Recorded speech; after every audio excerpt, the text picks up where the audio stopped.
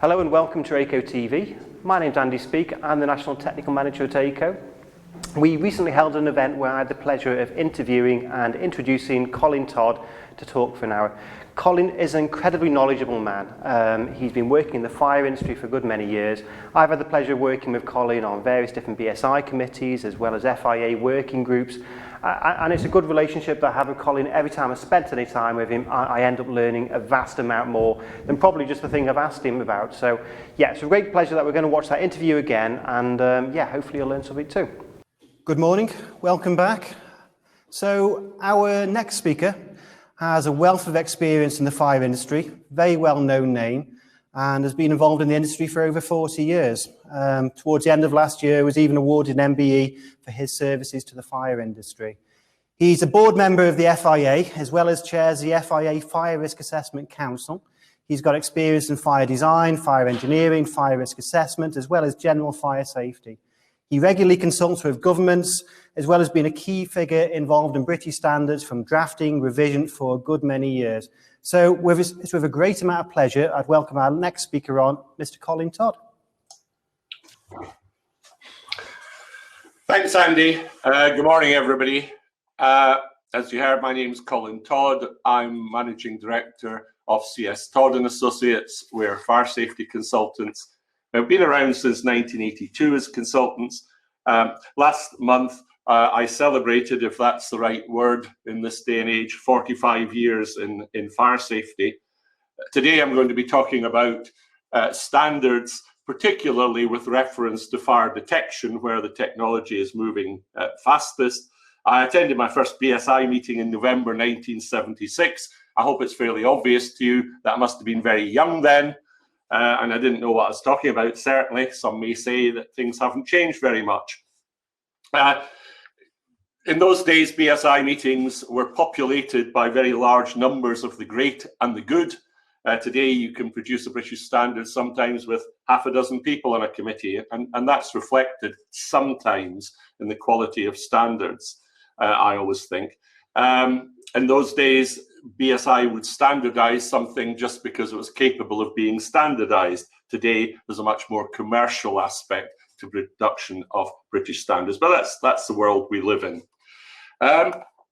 So if we look at the history of fire alarm codes, and I'm not going to give you a long, boring history. Well, it certainly won't be long.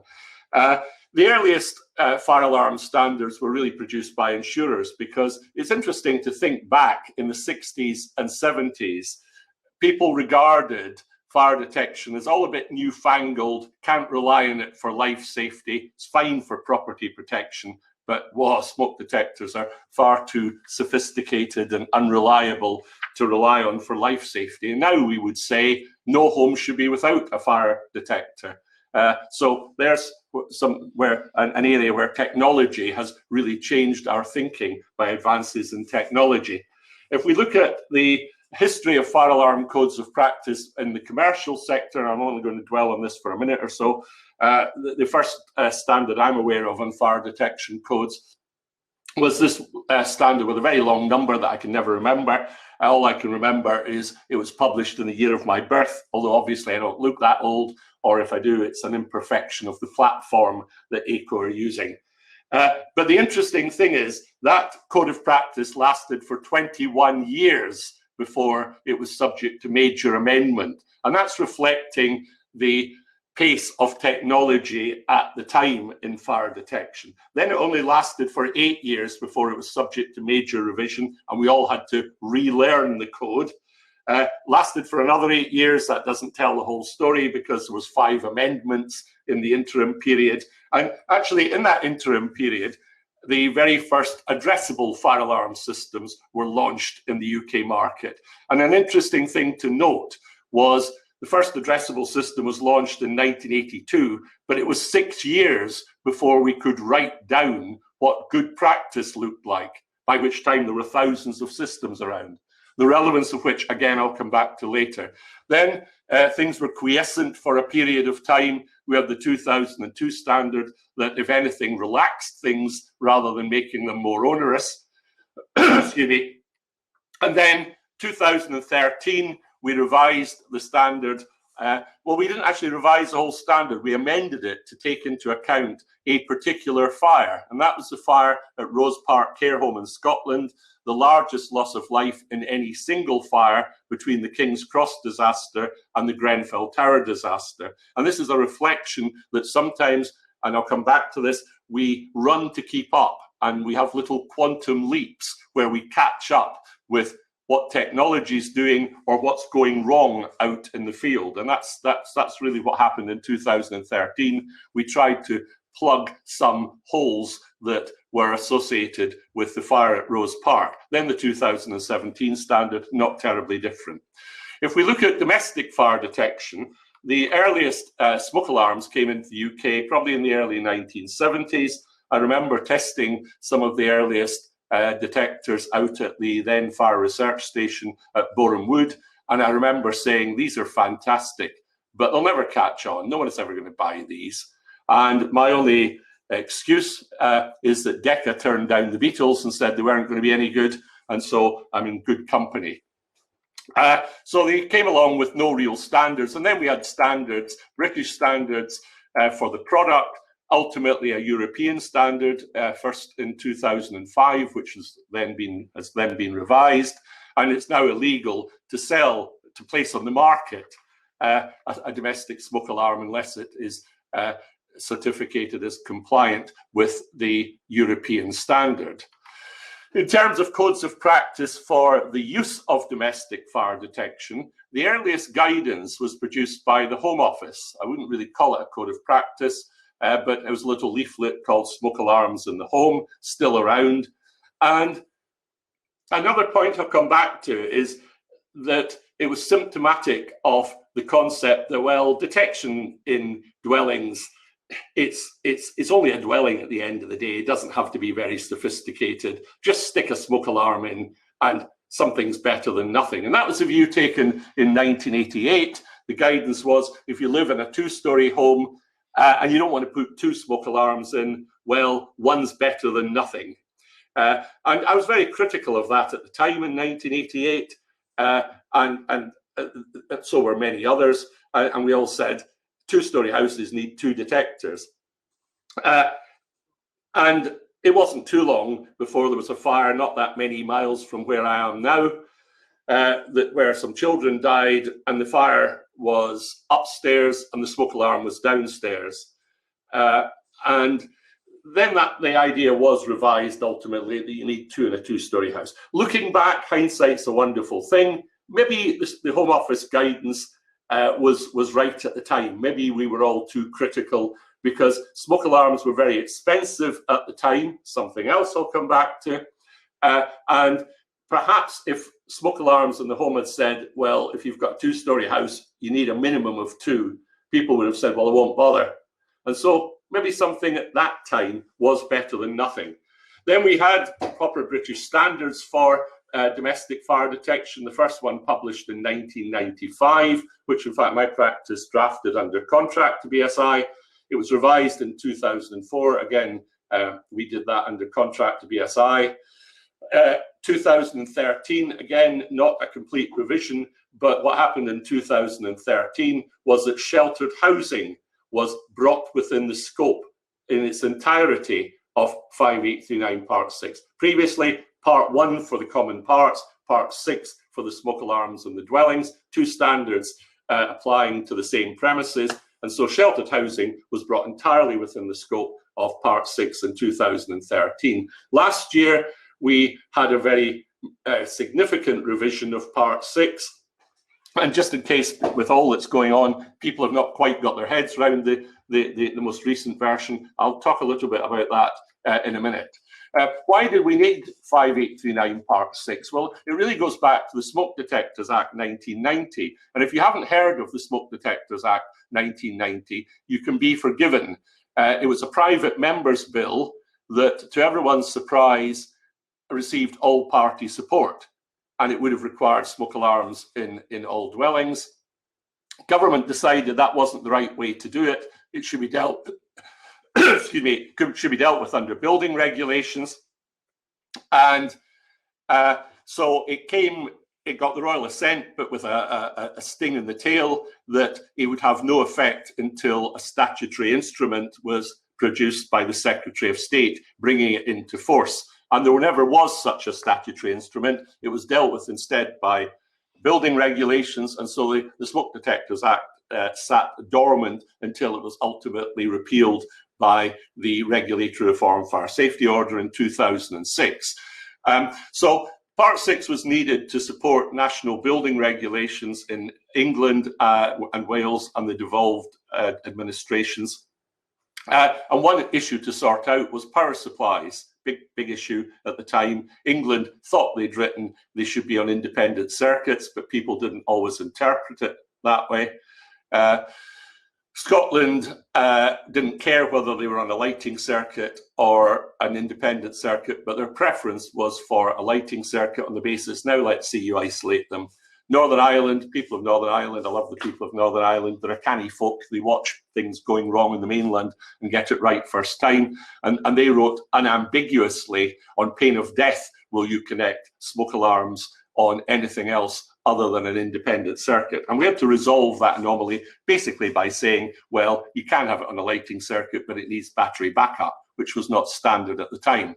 Since then, the driver in Part 6 has been for more reliable smoke detection in dwellings, more extensive smoke detection in dwellings. And a change came in 2004.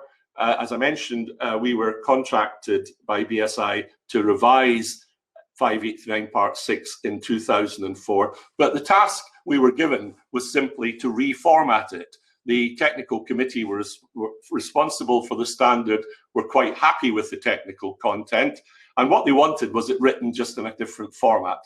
It's too long to explain why. But I remember thinking about 1 o'clock in the morning, these smoke alarms are doing a fantastic job. Why don't we push it further? Why do we not say you need a smoke alarm in the lounge, which is the room in which most fatal fires start, and you need a heat alarm in the kitchen, which is where most fires start?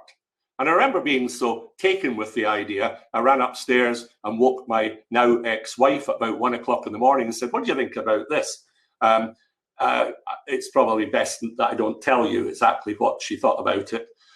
We divorced sometime thereafter, but I like to think that wasn't because of smoke alarms in the home. But we took that idea to government.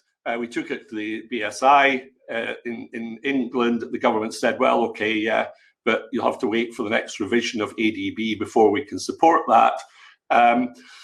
The technical committee responsible for the standard were fairly ambivalent and said, yes, you can if you want. And that's then how it came about that we had the LD2 system that's recommended in Part 6 for new dwellings. Northern Ireland adopted that under the guidance that supports their building regulations in 2005.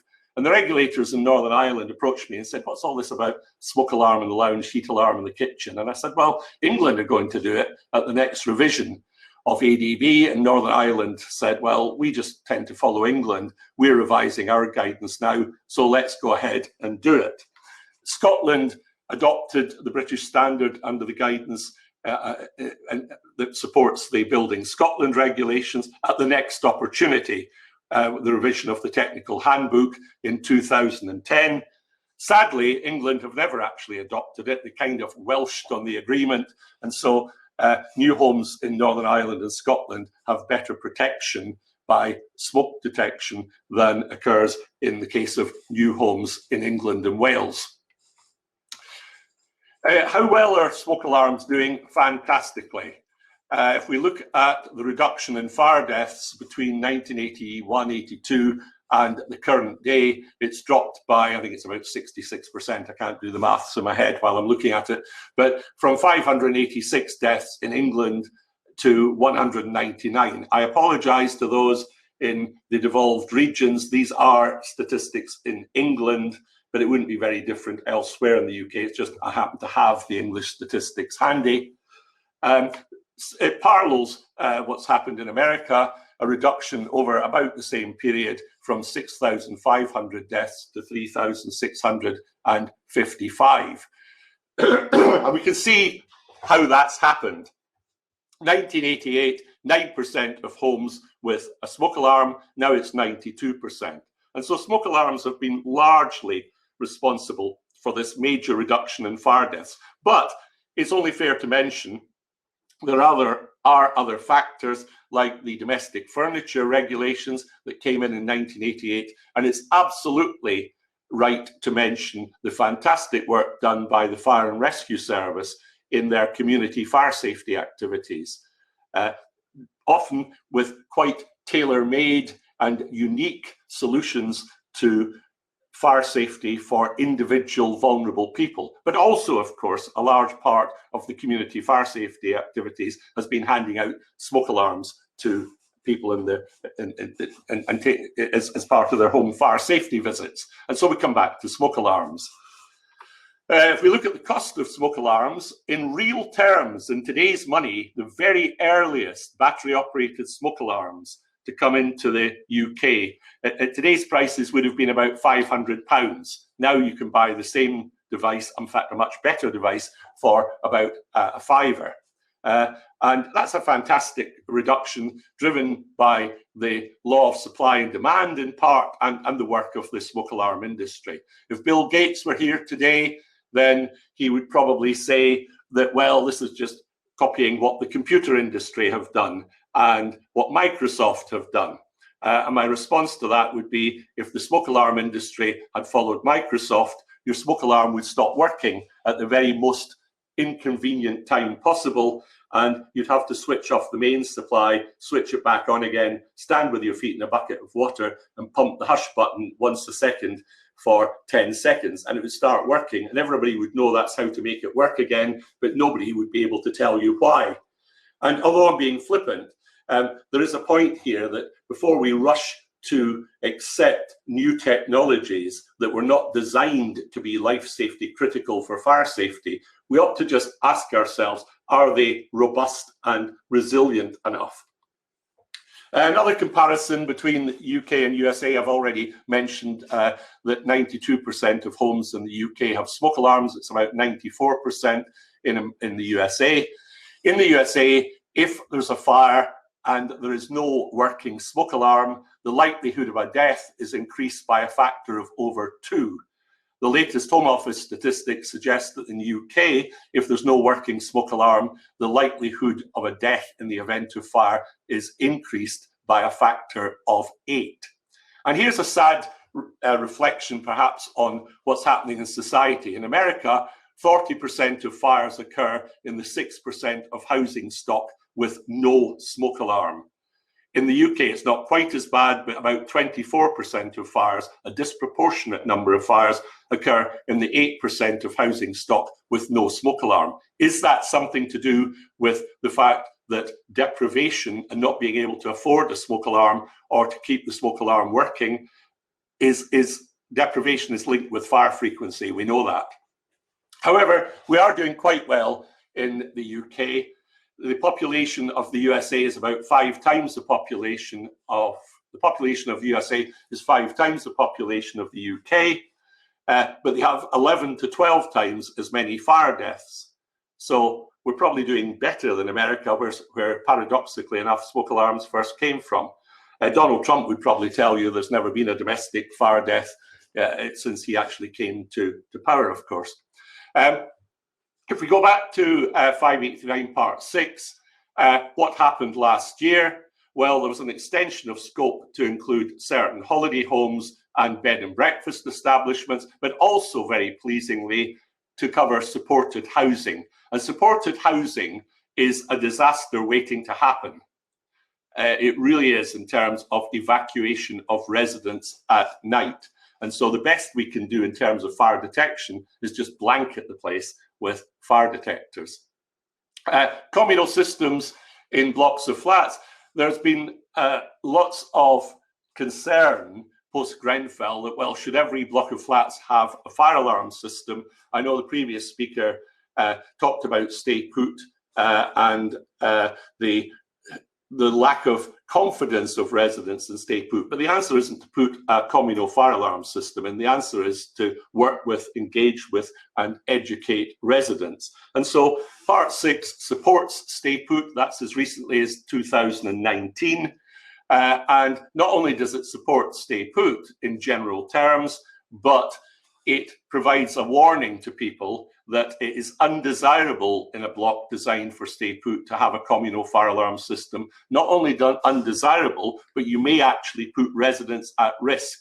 And that risk has materialized on occasions when stay put has been undermined by an instruction to residents to evacuate by a fire alarm system or by others.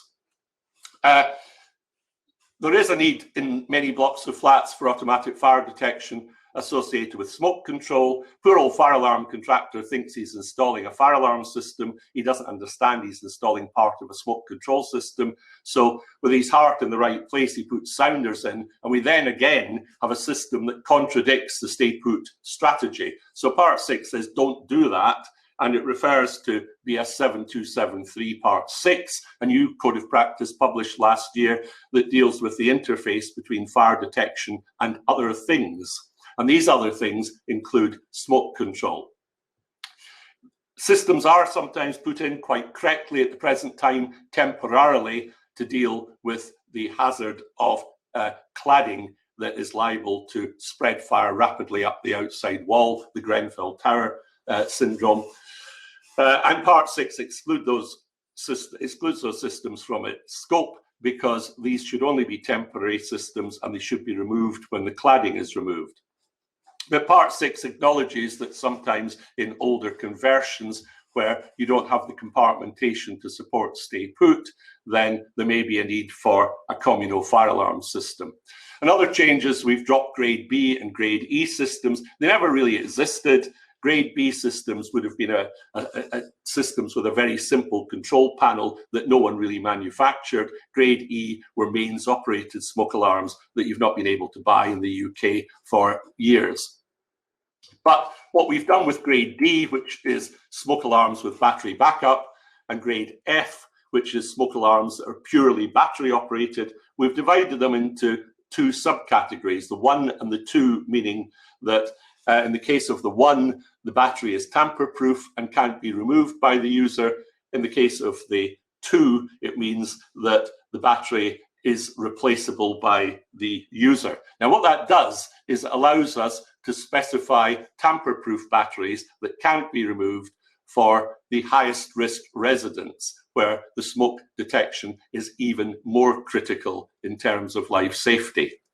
There's a recognition of some new forms of Grade C systems. Grade C has been around since the very first version of Part 6. It included smoke detection as part of an intruder alarm system. It will now include things like smart home technology. If you're familiar with 5839 Part 6, the kernel of the standard is actually Table 1, which tells you what category and what grade of system to put where.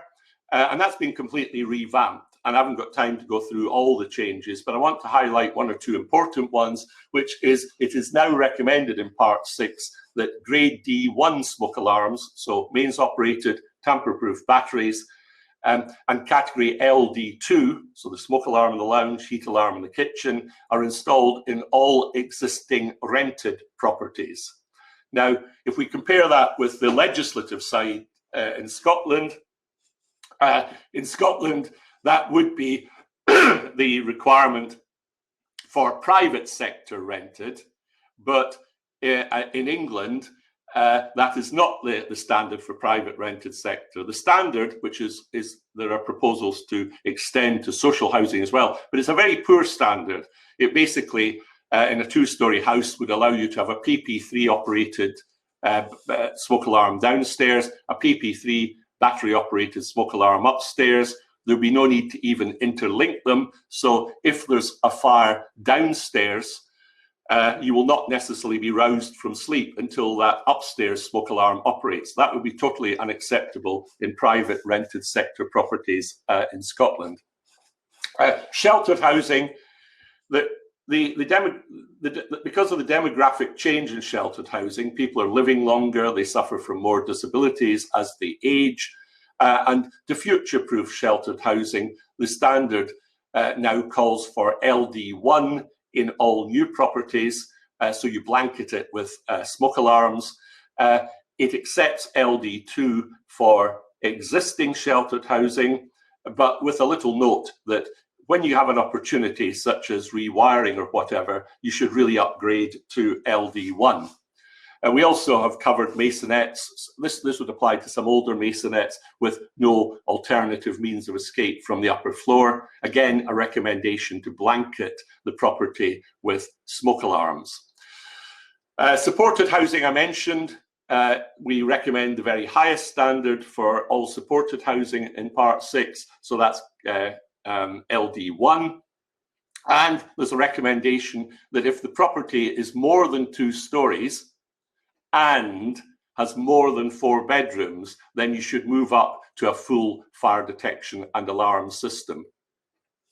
I've mentioned sheltered housing a couple of times. There's a new recommendation in Part 6 to deal with the problem that, and again, I'm going to come back to this, but sometimes we get blinded with a concept because it's so good that we forget about the basic engineering.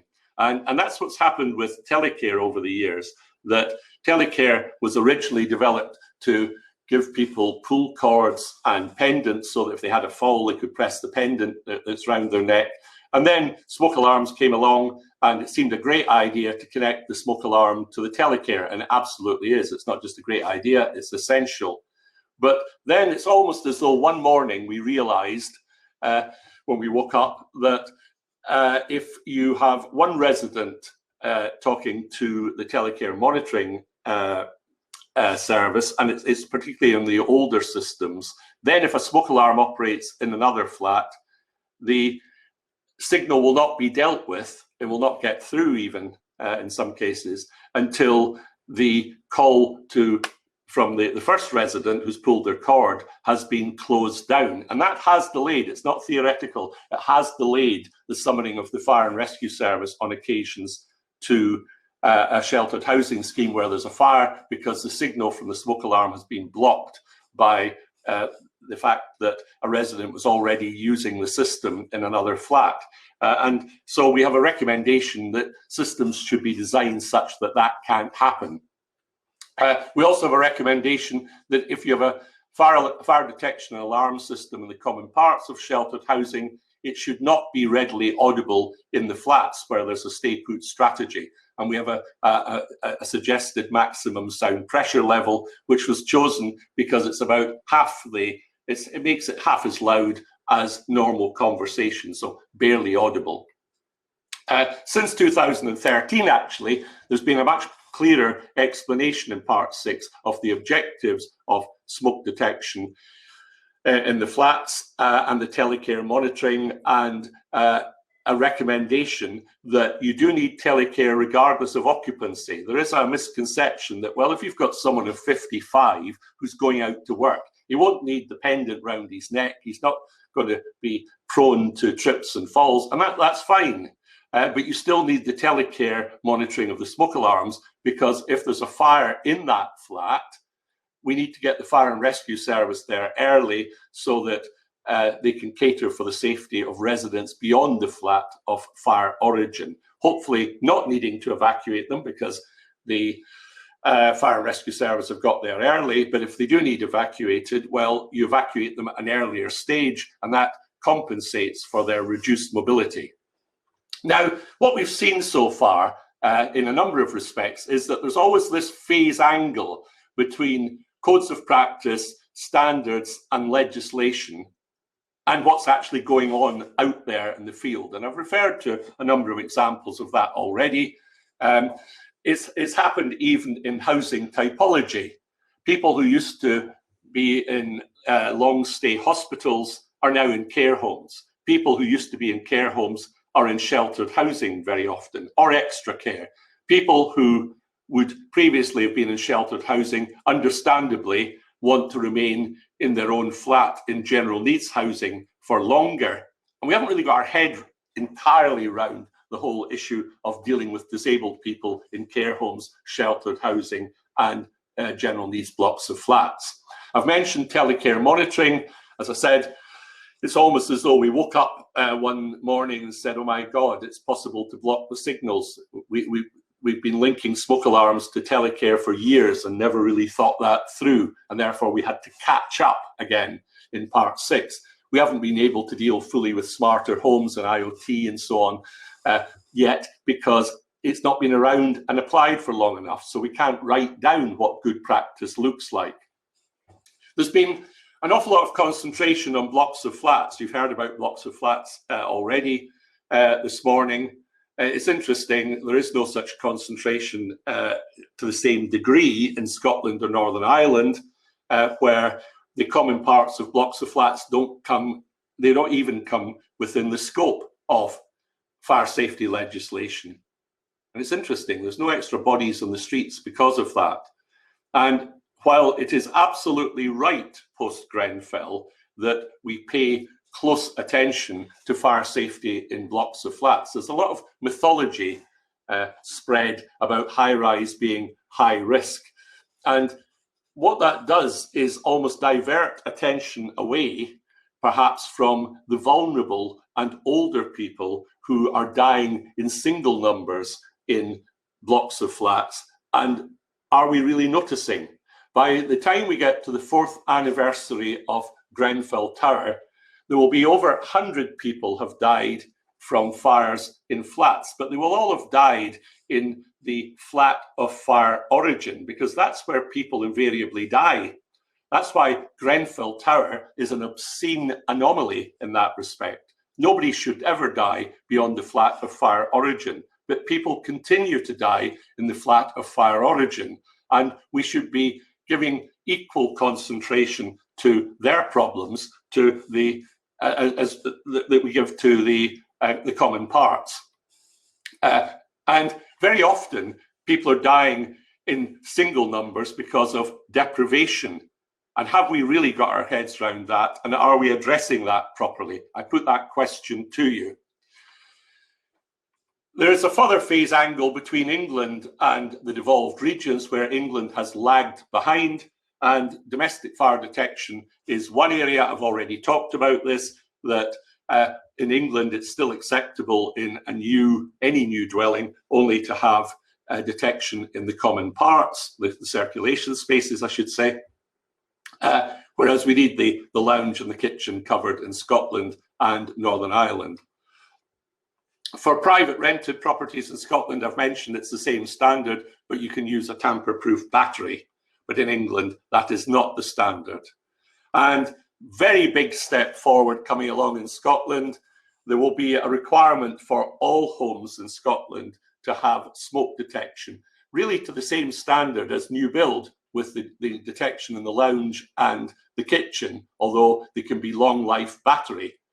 That's a very bold step to take, that regardless of tenure, whether it's owner occupied or whatever, all homes in Scotland will be legally required to have smoke alarms. It was going to happen in March 2021. It's now been delayed and will probably be delayed for a year, but it is going to happen.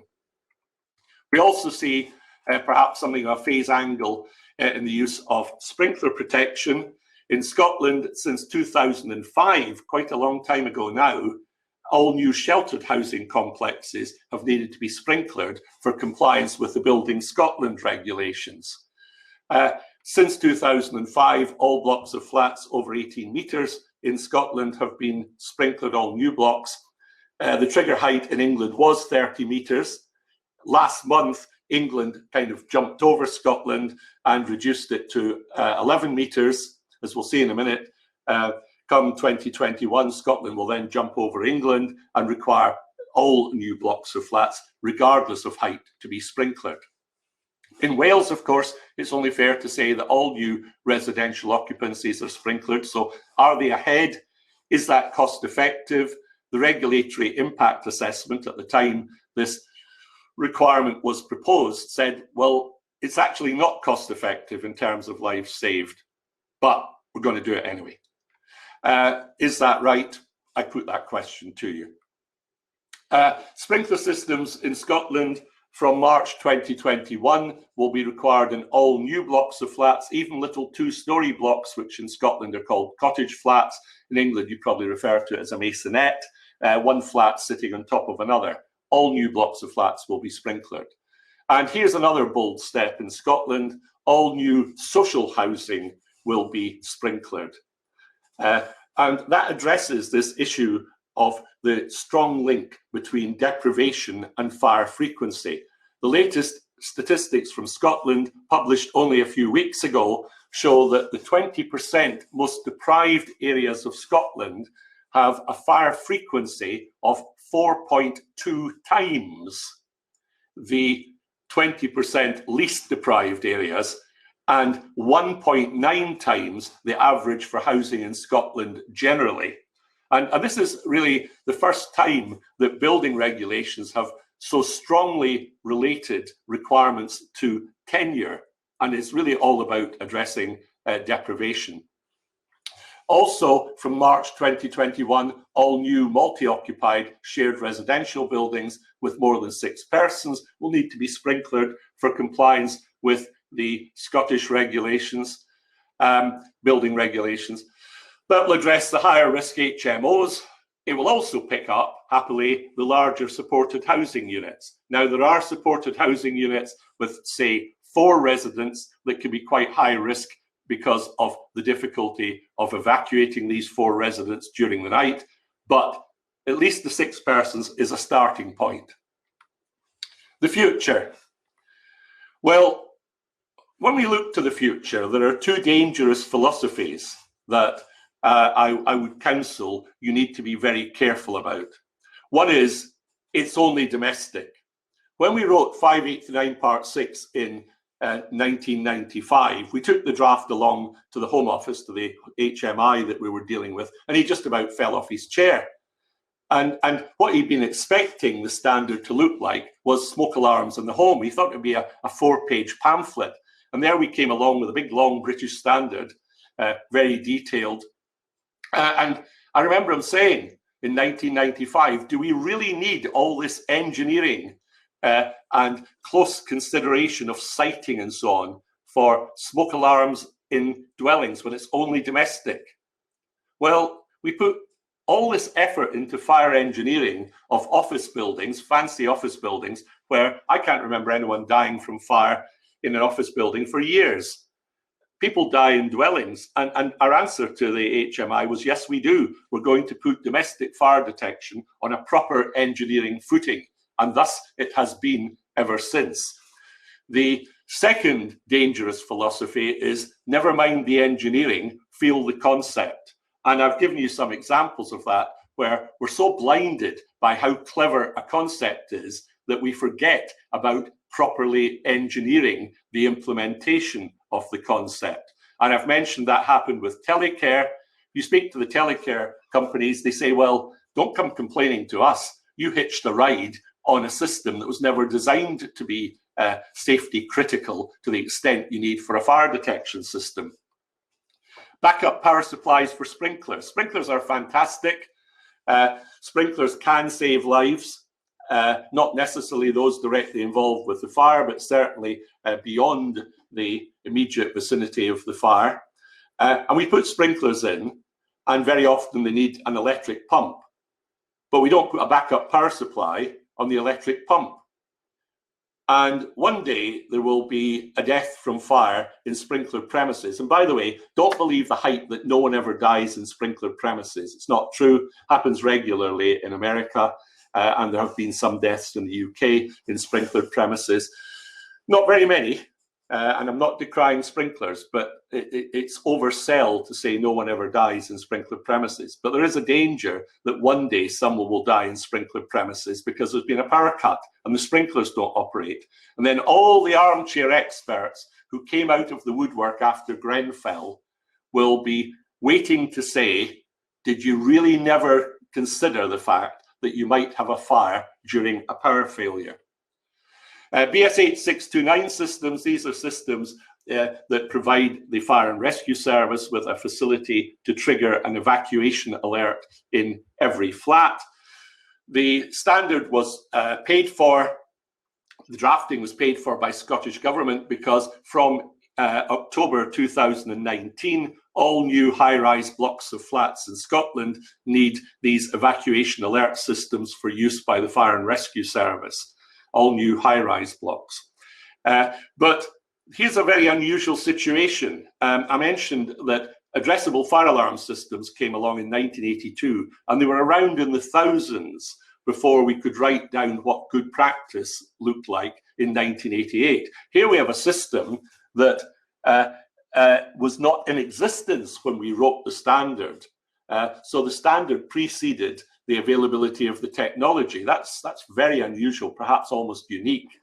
And the intention was these systems would be installed in the about 6 high-rise blocks of flats in Scotland that are built every year. People are now rushing to install them retrospectively in existing blocks of flats.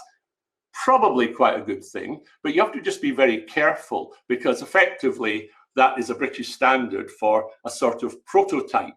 And the public inquiry into Grenfell has said, yeah, you should put these systems of this type in all high-rise blocks of flats retrospectively. It's something, it's fine, but you just need to be slightly cautious. And do you really want to be the first? And we've seen something similar.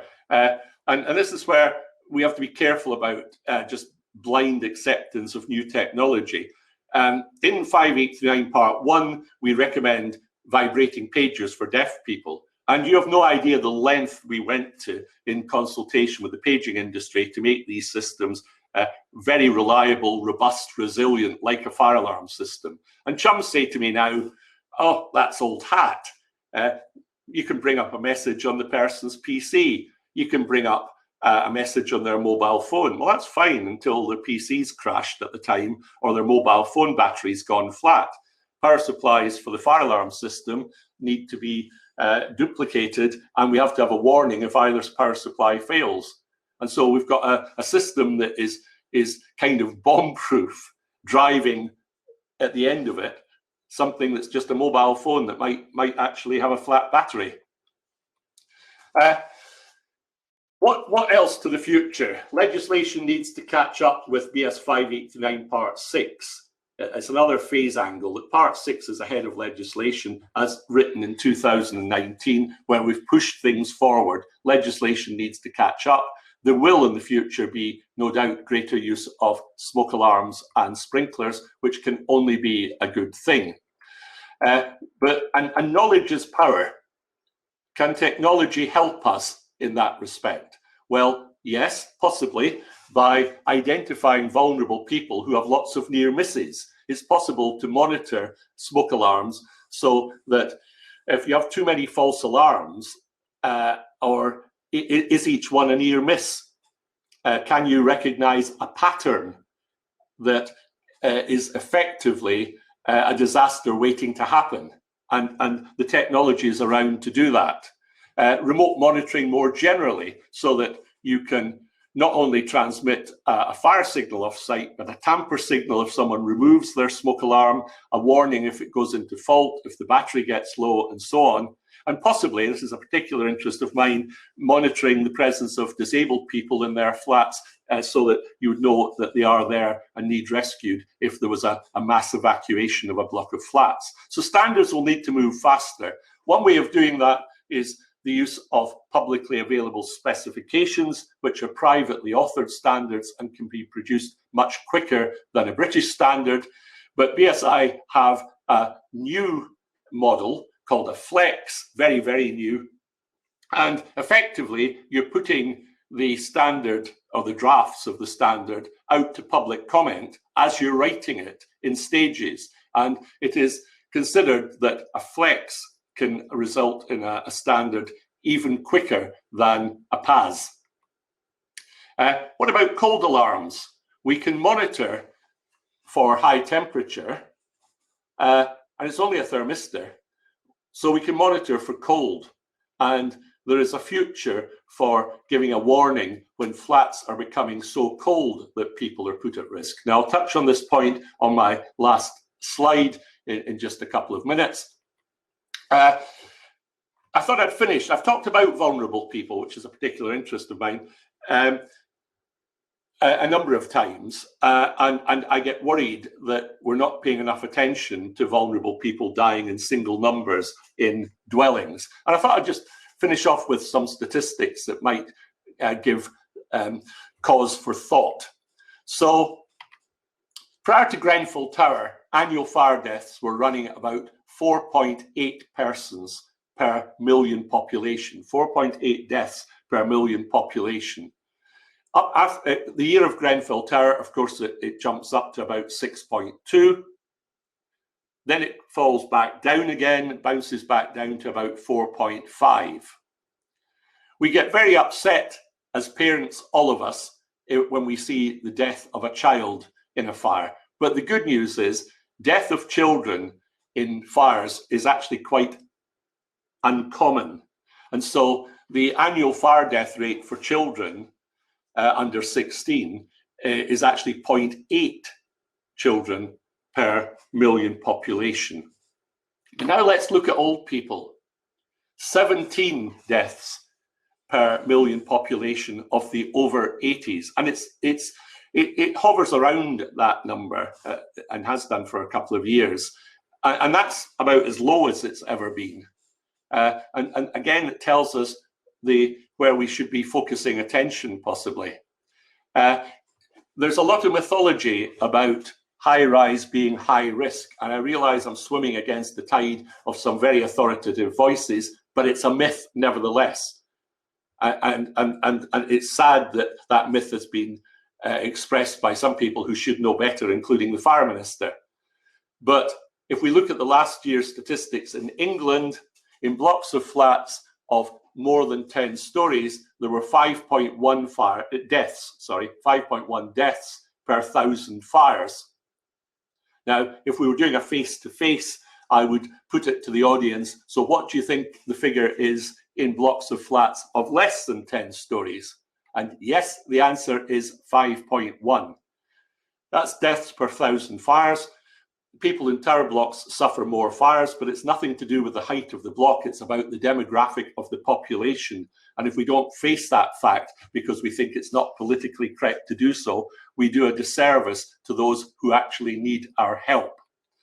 If we look at deaths from living in a cold house, it is estimated that it's 160 deaths annually per million population.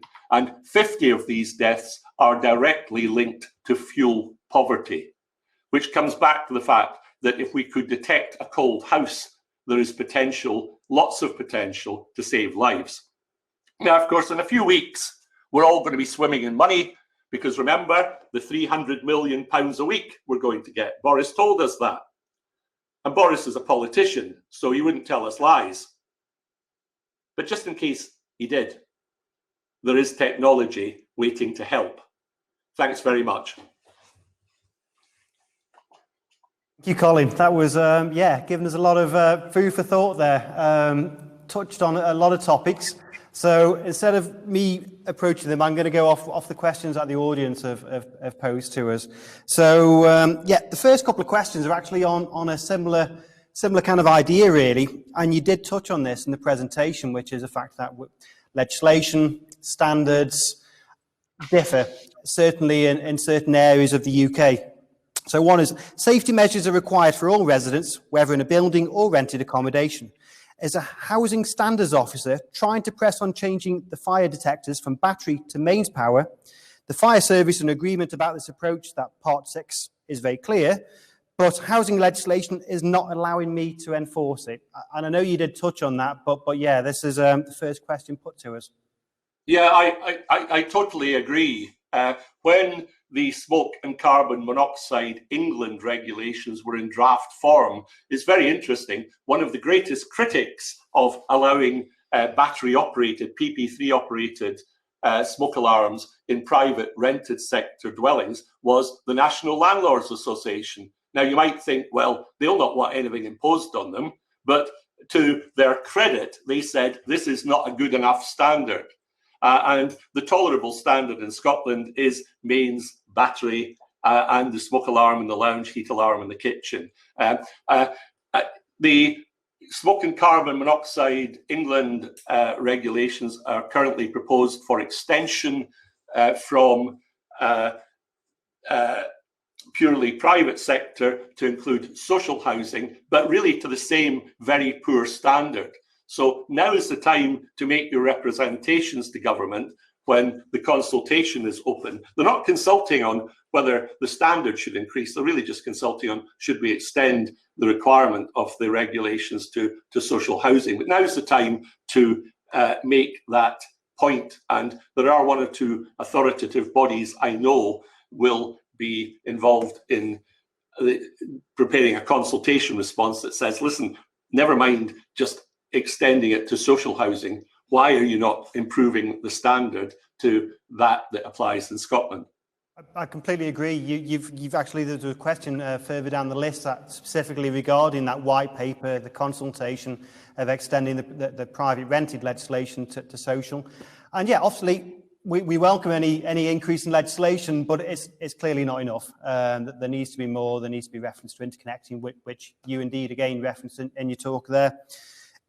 The next question, similar to the last one really, but one of the issues I see when using British standards such as Part 6 is the main design guide, ADB, has not been kept up to date to reflect the current standards. Therefore, building control surveyors, including the biggest national approved inspector, continues to state ADB says this and we can't ask for anything else. What is your view? So again, similar questioning the difference in standards and legislation and regulation in this case. Yeah, it was disappointing that when they had the opportunity in 2006, ADB did not call for support of the British standard and the additional detection devices. You can't prove a negative, so would these devices have saved lives in the interim?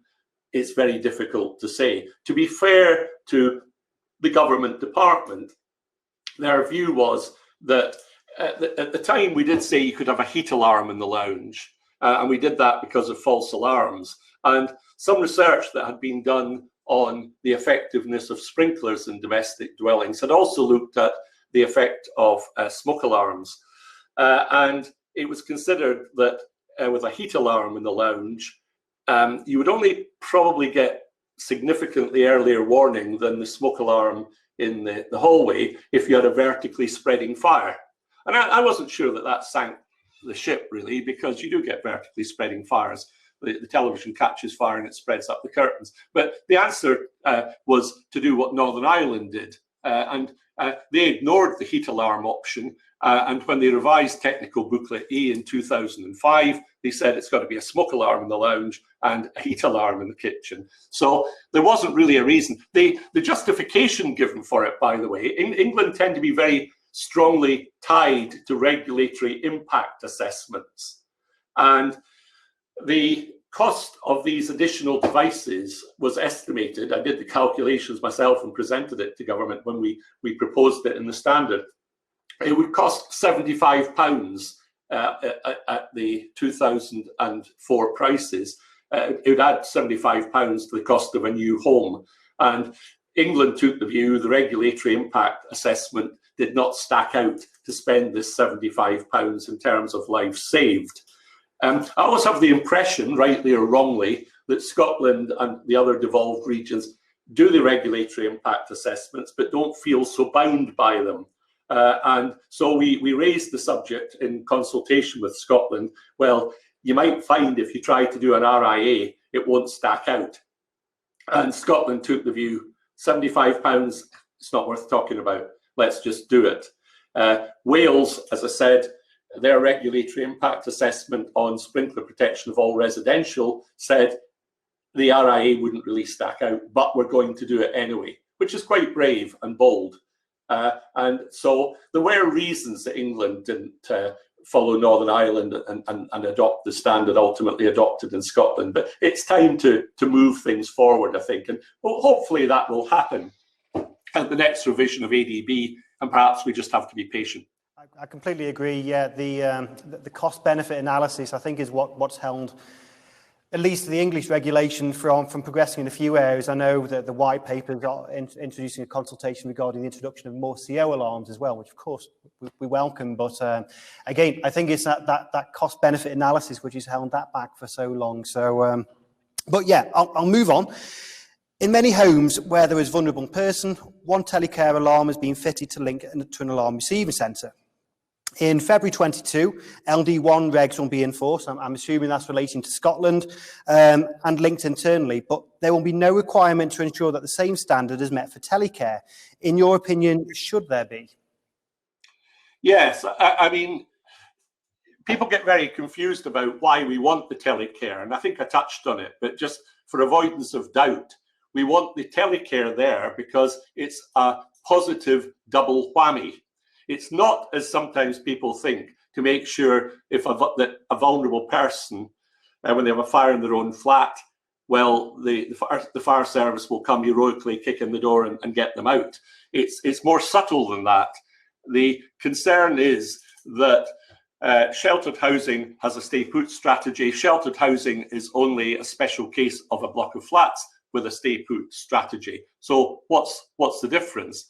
And the difference is, in a block of flats, the average resident will be able to get up and go if the fire service knock on the door and say, you'll have to evacuate your flat because there's a fire elsewhere. There will be people with disabilities and we need to address that, but the average resident will be able to self-evacuate. In sheltered housing, we know that the average resident will, at the very least, take longer to evacuate. So when the fire and rescue service knock on the door, they may have hearing problems, they may be taking sleep medication, they may be difficult to rouse from sleep. And when they are roused from sleep, they may be quite slow to move towards a place of relative safety. So how do you deal with that? You use the telecare to get the fire and rescue service there earlier. And the double positive whammy is that because they're there earlier, they're dealing with a smaller fire, and it will be less likely that they have to, excuse me, evacuate further residents, but to the extent they do, you've compensated by being in a position to evacuate them earlier, which compensates for their reduced mobility. And so, yes, telecare, I mean, to be fair, ADB does actually say that in sheltered housing, wherever your social alarm is going, so should your smoke alarms. But we should make sure that we integrate the whole thing and have L1 coverage all going to telecare. And that would make a real big difference for the safety of people in sheltered housing. I think we're going that way anyway. Part 6 has introduced that. It makes absolute sense. I know there's research at the moment which is all pointing towards the audibility, certainly with the elderly population as well. So yeah, we know that's really important with them. Next couple of questions, both kind of related, but again, you touched on, when we're talking about the grades system in your presentation, you're talking about the different grades and mentioned about battery, and we've had a couple of questions here, so I'm going to summarise both of them. But why does the F2 still exist as a grade? And I know I can answer that, but I'd like to hear your answer first. Because for those who will actually look after their smoke alarm and will replace the batteries and are at the lower end of the risk spectrum anyway, the humble battery operated smoke alarm is fantastically cost effective. And we shouldn't take a product off the market via a British standard that's doing a really good job without proper justification. And we don't really have the justification, I don't think, to take battery operated smoke alarms off the market. But we know that people in rented properties are at higher risk. And incidentally, the reason for tamper-proof first being specified or recommended in BS 5839 Part 6 followed a coroner's prevention of future deaths letter. And it involved a fire in which 2 children died in a house, and the main supply had been isolated at the distribution board so that there was no main supply to the mains battery devices, and the batteries had been removed. And The coroner said, understandably, what is all this about? You know, here's a device that is legislatively required in new dwellings, and all you have to do is knock off a circuit breaker and take the battery out, and you've undermined the protection required by legislation.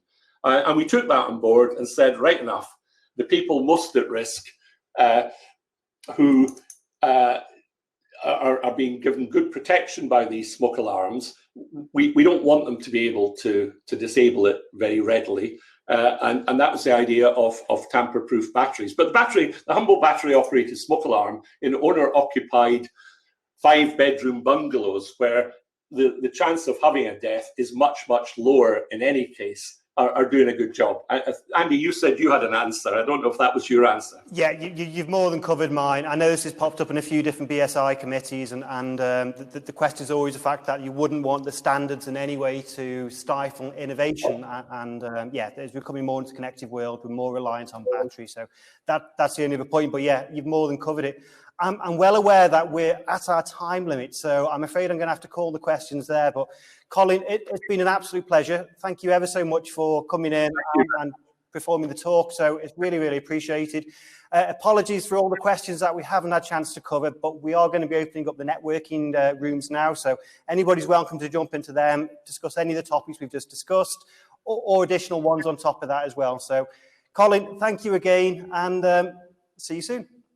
Thank you, Andy. Nice to see you. All the best. Welcome back. I hope you enjoyed that footage of Colin and I in the interview. So please do subscribe to ACO TV. There's loads more exciting things happening, so make sure you don't miss out on any of that. If you have any questions regarding ACO TV, or in particular that session, please do get in touch via email or by all means give us a call. Thank you very much.